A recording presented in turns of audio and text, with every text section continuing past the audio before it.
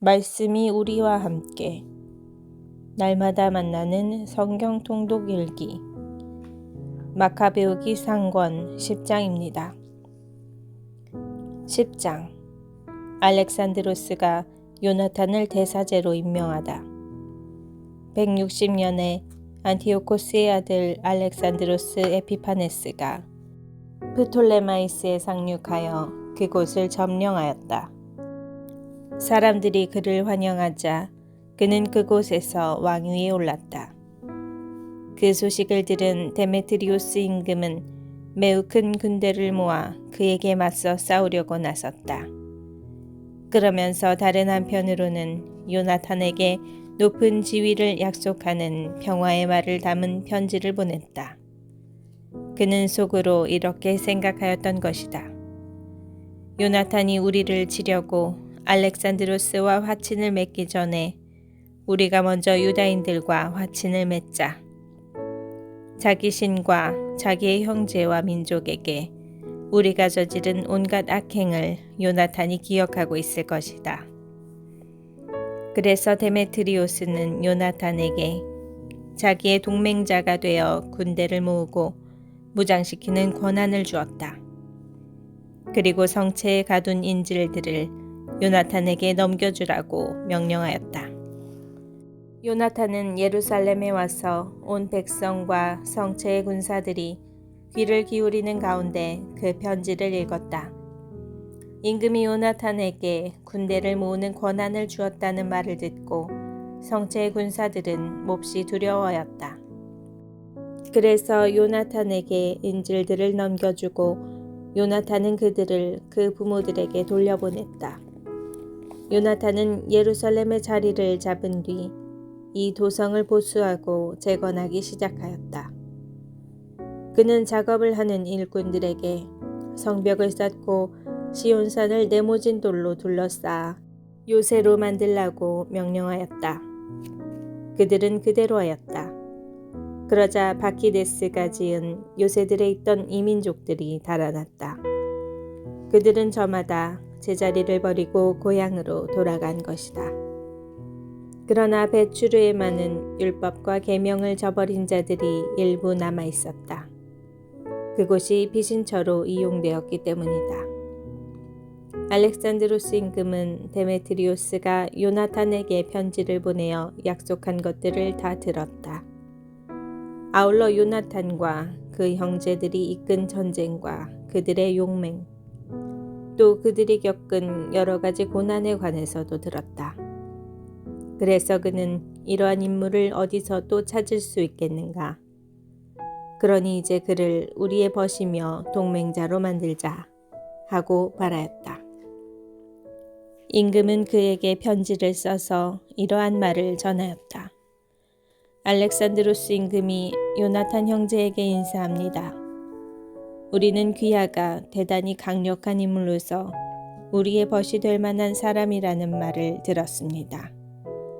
그러므로 우리는 오늘 귀하를 귀민족의 대사제로 임명하고 임금의 벗이라는 칭호를 부여하기로 하였습니다. 우리 편이 되어 우리와 우정을 지켜주시기 바랍니다. 그리고 알렉산드로스는 그에게 자주색 옷과 금관을 보냈다. 이렇게 하여 요나탄은 160년 7째 달 초막절에 거룩한 사제옷을 입었다. 그리고 그는 군대를 모으고 많은 무기를 마련하였다. 데메트리오스 임금이 새로운 제안을 하다. 데메트리오스는 이 이야기를 듣고 속이 상하여 이렇게 말하였다. 알렉산드로스가 자기 기반을 튼튼히 하려고 우리보다 앞서 유다인들과 우호 관계를 다졌는데 우리는 대체 무엇을 하고 있었단 말인가? 나도 그들에게 격려의 말로 편지를 써서 높은 지위와 선물을 약속하고 그들의 협조를 받아야 하겠다. 그러고는 이러한 말을 써서 보냈다. 데메트리오스 임금이 유다 민족에게 인사합니다. 여러분이 우리와 맺은 계약을 지키고 우호 관계를 유지하여 우리의 원수들 편에 가담하지 않았다는 소식을 듣고 우리는 기뻐하였습니다. 앞으로도 계속 신의를 지켜주십시오. 여러분이 우리에게 보여준 호의에 꼭 보답하겠습니다. 우리는 여러분에게 많은 세금을 면제해주고 선물도 주겠습니다. 이제 나는 여러분에게 자유를 주고 모든 유다인에게 조공과 소금세와 왕관세를 면제해 줍니다. 또 나에게 바쳐야 하는 곡식의 3분의 1세와 나무 열매의 2분의 1세를 오늘부터 면제합니다. 그리하여 유다 땅에서 그리고 사마리아와 갈릴레아에서 유다에 편입된 세 지역에서 오늘부터 영원히 그 세금들을 거두지 않겠습니다. 예루살렘은 거룩한 곳으로 인정하고 그 주변 지역과 함께 11조와 조세를 면제합니다. 나는 예루살렘 성체의 지배권을 포기하고 대사제에게 넘겨줍니다. 그는 성체를 지킬 사람들을 뽑아 그곳에 배치할 수 있습니다.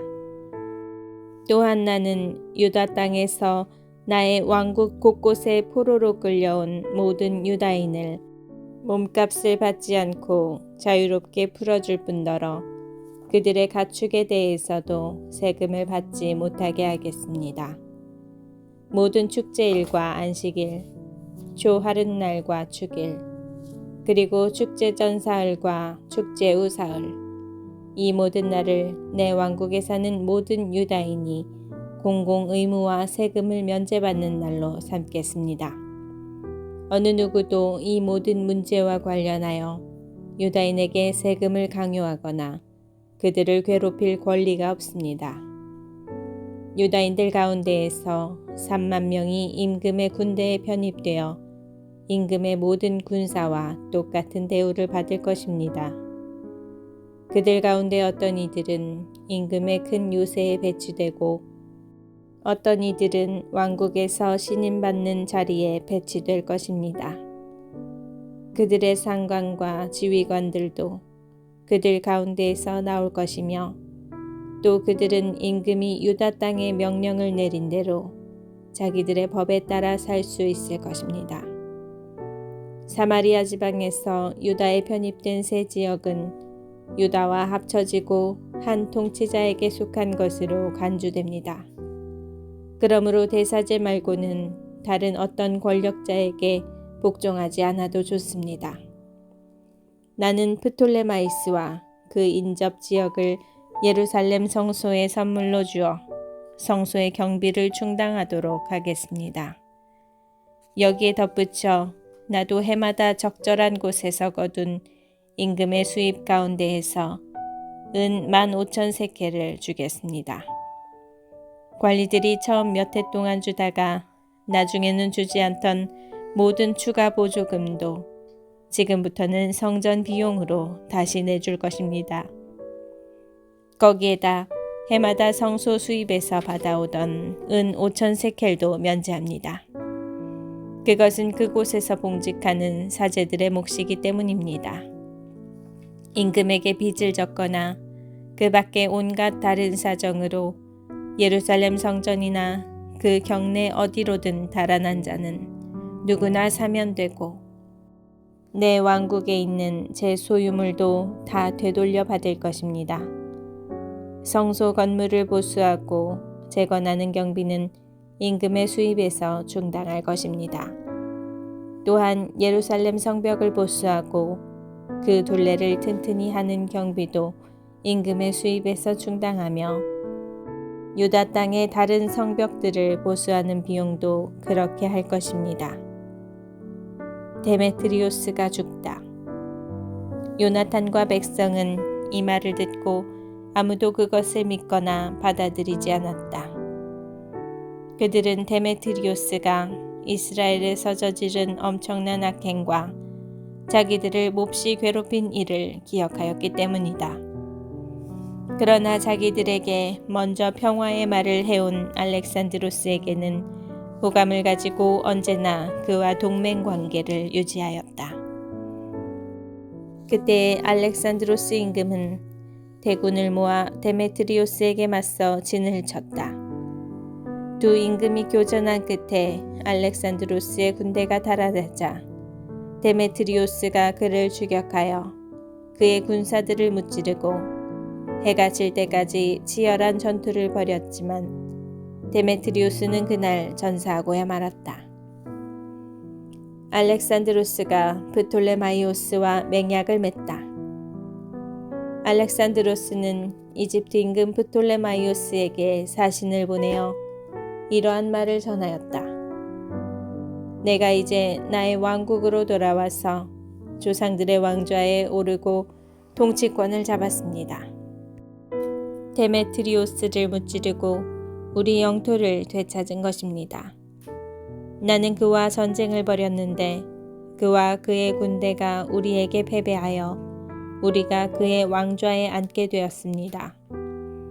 그러니 이제 우리 서로 우호 관계를 맺읍시다. 따님을 내 아내로 주십시오. 그러면 나는 사위가 되어 임금님의 품위에 맞는 선물을 임금님과 따님에게 드리겠습니다. 그러자 프톨레마이오스 임금은 이렇게 대답하였다. 임금님이 조상들의 땅으로 돌아가 그 왕좌에 앉게 된 날이야말로 복된 날입니다. 이제 나는 임금님이 편지에 쓴 대로 하겠으니 우리가 상견례를 하게 프톨레마이스에서 만납시다. 나는 제안대로 임금님의 장인이 되겠습니다. 그 뒤 프톨레마이오스는 162년에 자기 딸 클레오파트라를 데리고 이집트에서 나와 프톨레마이스로 갔다. 알렉산드로스 임금이 그를 영접하였다. 프톨레마이오스는 자기 딸 클레오파트라를 알렉산드로스에게 넘겨주고 임금들이 하는 대로 프톨레마이스에서 매우 호화로운 혼인잔치를 벌였다. 알렉산드로스가 요나탄과 맹약을 맺다. 알렉산드로스 임금은 요나탄에게 자기를 만나러 오라고 편지를 썼다. 그래서 요나탄은 화려한 행렬을 이끌고 프톨레마이스로 가서 그 두 임금을 만나 은과 금을 주고 그들의 벗들에게도 많은 예물을 주어 호감을 샀다. 그때 이스라엘에서 간악한 자들, 곧 변절자들이 몰려가서 그를 고발하였지만 임금은 그들의 말에 주의를 기울이지 않았다. 임금은 오히려 요나탄의 옷을 벗기고 자주색 옷을 입혀주라고 명령하였다. 부하들이 그대로 실행하자 임금은 그를 제 곁에 앉히고 신하들에게 말하였다. 너희는 이분을 모시고 성읍 한복판으로 가서 아무도 어떤 문제로든 이분을 고발하거나 어떤 구실로든 이분을 괴롭히지 말라고 선포하여라. 요나탄을 고발한 자들은 그렇게 선포되는 대로 그가 영광을 차지하고 자주색 옷을 입은 것을 보고는 모두 달아났다.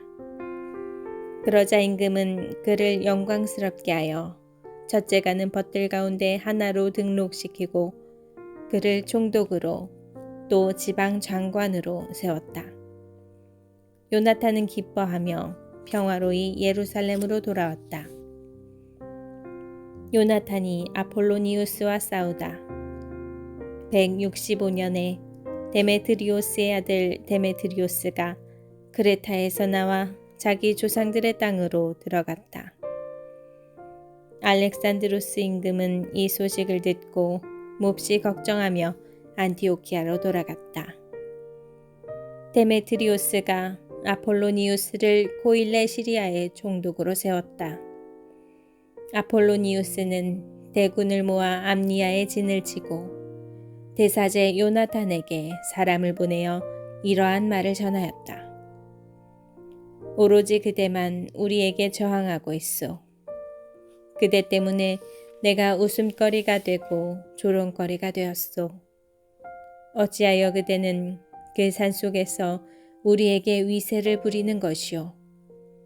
지금이라도 그대의 군대를 믿는다면 우리가 있는 평야로 내려오시오. 거기에서 서로 겨루어 봅시다. 성읍들의 군대는 내 편이요.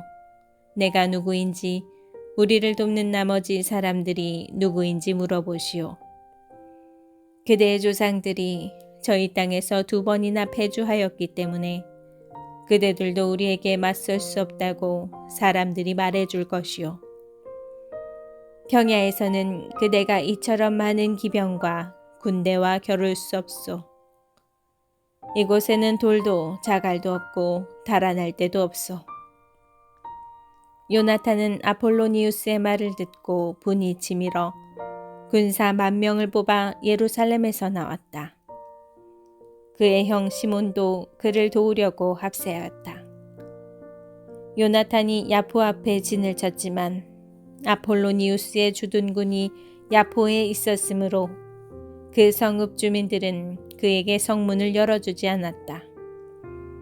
요나탄의 군대가 그곳을 공격하자 성읍 주민들이 두려워서 성문을 열어주었다. 그리하여 요나탄이 야포를 점령하였다. 아폴로니우스는 이 소식을 듣고 기병 3,000과 큰 군대를 집합시켜 그곳을 그냥 지나치는 척하며 아스돗으로 갔다.